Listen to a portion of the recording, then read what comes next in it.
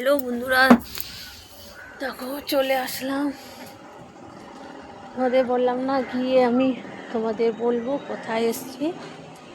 দেখো চলে এসেছি। এটা কোথায় বলো তো? দেখো ও রোদে বসেছিলাম। কোথায় বলো তো? চলে এসেছি দিদি বাড়ি।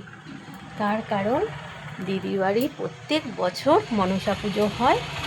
সে মনসা পুজো রোববার দিন মনসা পুজো, তাই আমি অগ্রিম চলে এসেছি। আজকে থাকবো এখানে। পুজোর কাজ আছে, সবাই মিলে হাতে সঙ্গে সবাই মিলে পুজোর কাজ করতে হবে। তা আমি সকাল সকাল দিদির বাড়ি চলে এসেছি। আর তার থেকে বড় কথা, আমি একটু দিদির বাড়ি আসলে আমি খুব নিজের মতো করে আমি খুব আনন্দ ফুর্তি করতে পারি। তার জন্যই আমি দিদির বাড়ি চলে আসছি। আর আমি থাকবো এখন।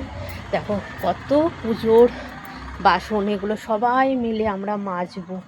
দেখো কত পুজোর বাসন, এগুলো সবাই মিলে রোদে বসিয়ে আরাম করে মাজবো।